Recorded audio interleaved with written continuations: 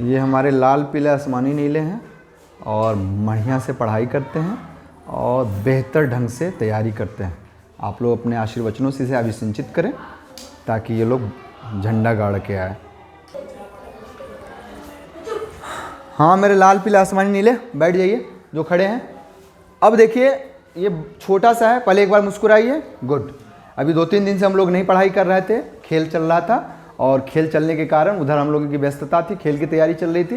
खैर हम लोगों ने अच्छा प्रयास किया, अब जीते भी, गोल्ड भी लिए, सिल्वर भी लिए और कांस्य भी लिए। अब हमारे पास ये छोटा सा चैप्टर है, ये सवाल इसमें से ना के बराबर आता है। एक सवाल पूछ देता है कभी कभी, किसी साल 2021 में एक पूछा, 19 में पूछा, बाकी इस सवाल से नहीं पूछे जाते। लेकिन आगे के लिए ये बहुत इंपॉर्टेंट क्वेश्चन है क्योंकि जानना जरूरी है। चैप्टर का नाम है दशमलव संख्या। दशमलव संख्या क्या होती है? जैसे मान लीजिए 4, 5, इसका 2 भाग होता है। एक होता है, इसको कहते हैं पूर्ण भाग। क्या कहते हैं? पूर्ण भाग। और इसको कहते हैं दशमलव वाला भाग। हाँ, 2 भाग होते हैं और यही दशमलव जो है इसी को आज हम लोग पढ़ेंगे। इसमें 4 संक्रियाएं हैं। संक्रियाएं का मतलब होता है वही जोड़, घटाव, गुणा और भाग। यही चारों संक्रियाएं पढ़ेंगे जिससे सवाल पूछे जाते हैं। फिर दूसरा जो है वो है, इसमें इससे रिलेटेड आते हैं, इसको दशमलव में बदलें या फिर दशमलव रहेगा कहेगा इसको भिन्न में बदलें। फिर कौन सवाल होता है? फिर होता है कि आरोही और अवरोही क्रम में इसको सजाएं। तो हम सारे पे चर्चा करेंगे। देखिए क्या दशमलव संख्याएं है क्या। हमने आपको बताया था 4, 5.29 मान लीजिए, मैं बताया 3 बताया। इसको कहेंगे क्या? कहने का ढंग जानिए। ए बेटा ढंग से देखिए, इधर ध्यान देखिए। इसको हम, ये पूर्ण संख्या है, तो इसको हम लिखेंगे, बोलेंगे 45.293। इसको 293 नहीं कहेंगे क्योंकि ये पूर्ण। इसका मतलब क्या है? इसका मतलब है इसको आप ऐसे लिख सकते हैं, यदि एक्सपेंडेड फॉर्म में लिखें, विस्तृत फॉर्म में लिखें, इसको हम ऐसे लिख सकते हैं 2/10। फिर इसको लिख सकते हैं 9/100 और फिर इसको लिख सकते हैं 3/1000। ये इसका विस्तृत फॉर्म हुआ। पूछा भी जा सकता है आपको, इसके विस्तृत फॉर्म को लिखें। जैसे 43.79 है, इसका मतलब है 43 लिखेंगे ही प्लस 7/10 प्लस 9/100। ये इसका विस्तृत फॉर्म हो गया, मतलब विस्तृत रूप। ये समझ में आ गया कि इसको या तो कहेगा कि विस्तृत रूप में लिखें या फिर कहेगा इस तरह आएगा और कहेगा इसको संक्षिप्त में लिखें। तो क्या हो जाएगा? 43 हो जाएगा, फिर दशमलव, 7/10 का मतलब 0, दशमलव क्या हुआ? इसको जोड़ना ताकि हम संक्रियाएं पे भी आ जाए। तो 7/10 का मतलब हुआ है 0.7 और 9/100 का मतलब हो गया 0.09। अब जोड़ देंगे 9, 7, दशमलव 3 और 4, 4.7। ये हो गया जोड़। अब हमेशा याद रखना है कि जब हम इसको जोड़ेंगे, घटाव करेंगे, गुणा करेंगे, भाग करेंगे, तो उसी क्रम में लिखेंगे जिस क्रम में वो है। अब इसका मतलब क्या हुआ ये देखिए आप। जैसे मान लीजिए मैं कुछ संख्या लिया, जैसे इसको कहेगा जोड़ो, आरोही अवरोही का ना, इसको कहेगा जोड़ो। इसको लिखने का क्रम मुझे अच्छे से आना चाहिए। अब देखिए 5.50 तो लिखेंगे 5.50। फिर है 0.05, 0.05। फिर है 0.55, लिखेंगे 0.55। फिर आएगा, लिखा है 0.005, 0.005। फिर है 5 दशमलव, पॉइंट का मतलब दशमलव, 5.005, 5.0005। अब सबको जोड़ेंगे, जोड़ की संख्या आ जाए। ये 5 हो गया, ये 5 हो गया, 5, 5, 10, 0 हाथ में 1, 5, 5, 10, 1, 11 का 1 हाथ में 1, 5, 5, 10, 1, 11। ये हमारा जोड़ हो गया। जोड़ की संख्याएं कहेगा घटाइए। जैसे मान लीजिए ये रहता 0.5 होता, कहते इसको घटाइए। इसके आगे कुछ नहीं है, 0 दे देते हैं। क्योंकि दशमलव के बाद हमेशा याद रखिए, आगे 0 लगाने पे किसी भी संख्या के मान में कोई परिवर्तन नहीं होता है। ठीक अब इसका मतलब घटाना है, 10 में से 5 नहीं घटेगा, 1 लिए, तो यहाँ बचा 10 में से 5 गया 5, यहाँ 9 बचा, तो 9 में से 0 9, यहाँ 4, और यहाँ उससे भी 1 लिए, नहीं लिए, तो अब क्या हो गया 5, 5.495, ये घटाव हो गया। गुणा, अब कहेगा कि गुणा करिए, तो ध्यान रखना है दशमलव के बाद जितना, जैसे मैं आप देखो गुणा करके दिखा रहा हूं, कहेगा 1.5 गुना 1.5, कहेगा इसका गुणा करिए, तुरंत क्या करेंगे हम 15 और 15 का गुणा करते हैं तो क्या होता है 225। अब हम देखते हैं दशमलव के बाद कितने अंक हैं, इसमें भी दशमलव के बाद 1 अंक है, इसमें भी दशमलव के बाद 1 अंक है, दोनों को जोड़ लेते हैं, जोड़े तो दशमलव के बाद 2 अंक हो गए। अब दाहिने तरफ से हम लिखते हैं 1 2 दशमलव लगाते, यही आंसर हो गया। थोड़ा बड़ा करके देख लेते हैं, जैसे आया 2.5 और 1.2। अब क्या करेंगे, या नहीं तो 1 पॉइंट ना हो कि ये 2 हो। अब हम क्या करेंगे 25 को 12 से गुणा करेंगे, पहले पूरा पूरा गुणा कर लेते हैं, फिर दशमलव बाद में बैठा दें। 25 12 को गुणा करेंगे तो 300 है, आया। अब दशमलव कितने अंक के बाद है 1, इसमें दशमलव नहीं है, दाहिने से 1, मतलब ये 30 हो।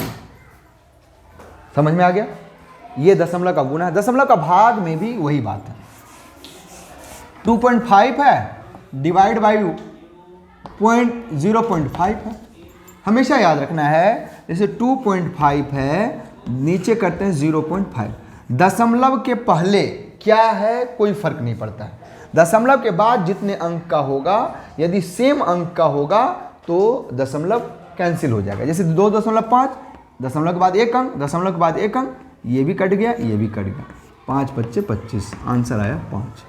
यदि यहाँ 0 पॉइंट, अब जैसे इसको मैं लिख रहा हूं ध्यान से देखिए, 2.5 है और यहां होता 0.05। अब देखिए क्या है, दशमलव के बाद 2 अंक है, इसमें दशमलव के बाद कितने हैं 1 अंक है, तो क्या होगा ये भी दशमलव हटेगा, ये भी हटेगा, इसके बदले में हमको 10 से ऊपर गुणा करना पड़ेगा। क्यों? क्योंकि इसका मतलब क्या है 5/100, तो 100 हुआ, ये 25/10, तो एक 10 कट गया, इसलिए यहां 10 आया। अब हम काट देंगे, 5 5 25, 5 धाम 50। समझ में आ गया अच्छे से। अब यहां तो ये दशमलव का भाग भी हो गया, हमारी तीनों संक्रियाएं खत्म हो गई, जोड़ भी हो गया, घटाव भी हो गया, गुणा भी हो गया। हमेशा याद रखना है नसीम बेटा, देखिए हमेशा ये ध्यान रखना है कि दशमलव के बाएं बाएं वाले में जुटेंगे, दशमलव के दाएं जितने हैं वो दशमलव के दाएं वाले में जुटेंगे। अब मैं एक संख्या लिया हूं, उसके बाद हम भिन्न को परिवर्तित करिए और आवर्त क्या होता है ये सारा भी हम लोग जान जाते हैं धीरे से। देखिए क्या है, सपोज करिए आप कि कहेगा 5/10 को दशमलव में बदलिए। अब हम क्या करते हैं 5 में 10 का भाग देते हैं। अब 5 में 10 भाग लगेगा नहीं, तो हम क्या करते हैं दशमलव लगाते हैं। दशमलव का मतलब 1 0 हम बढ़ाते हैं। अब काटेंगे 10 बचे, तो हमारा क्या हुआ ये 0.5। समझ में आ गया। अब कह रहा है दशमलव, अब जैसे है 3/10, ध्यान से देखिएगा, 3 में 10 का भाग देंगे हम, ठीक। अब देखिए 3 में 10 का भाग लगेगा नहीं लगेगा, तो हम क्या करेंगे दशमलव 0 दशमलव लगाएंगे, दशमलव लगाए तो ये हुआ 30, 10 तिहाई 30, तो ये क्या हो गया 0.3। 25/4, 25/4 है, 25 में हम 4 का भाग देते हैं। आसान है, कठिन नहीं है, और इससे रिलेटेड सवाल सब कर लेंगे, इसको मुझे नहीं लगता है बताने की जरूरत होगी। 4 से 4 छाक 24, 1 आया, भाग लगेगा 1 में 4 का नहीं लगेगा, यहां दशमलव देंगे, यहां 0 आया, 4 दूनी 8, फिर क्या आया 10 में से 8 गया 2, नहीं लगेगा, तो फिर क्या हुआ 0 आया, 4 पंचे